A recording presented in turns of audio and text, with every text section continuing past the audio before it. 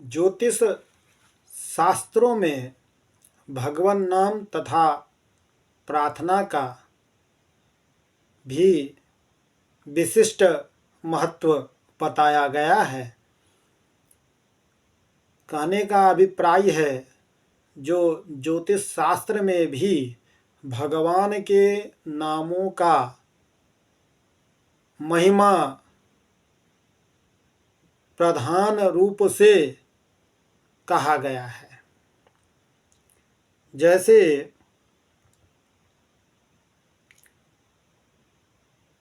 विपत्तियों का प्रतिकार भगवत स्मरण द्वारा ही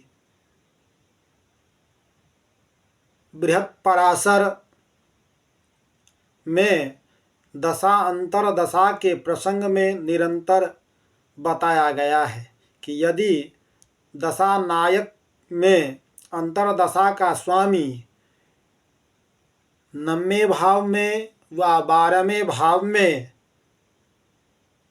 हो तो भारी क्लेश होता है। यदि दशानायक दूसरे भाव में 7वें भाव में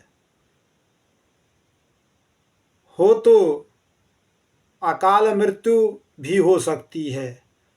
दशानायक 6ठे भाव में, 8वें, 11वें, 12वें का स्वामी हो तो चोर सर्प रोगादि का भय होता है, किंतु वह तुरंत ही इन दोषों की शांति का उपाय भी बताते हैं।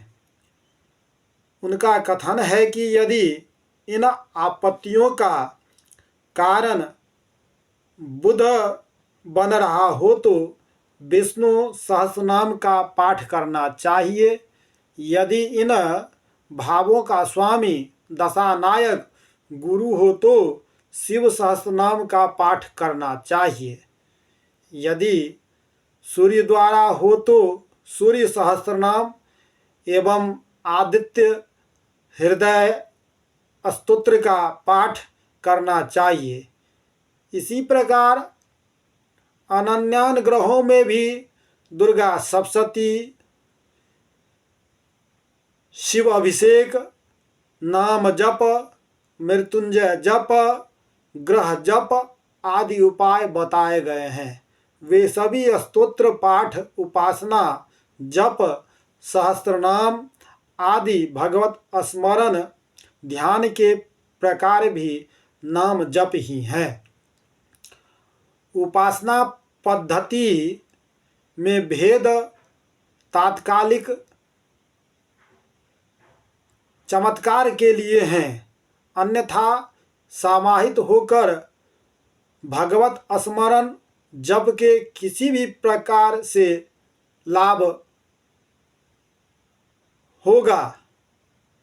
तो ज्योतिष शास्त्रों में भी भगवान के नाम जप, पूजन, स्तुति का वर्णन किया गया है। तो आप जहाँ कहीं भी देखो, जिस किसी भी शास्त्र में देखेंगे, वहाँ आपको केवल भगवान के नामों का ही महिमा मिलेगा। भगवान के नामों के द्वारा ही सभी दुखों का, सभी क्लेशों का निवारण प्राप्त होगा। तो इसलिए हमारे संत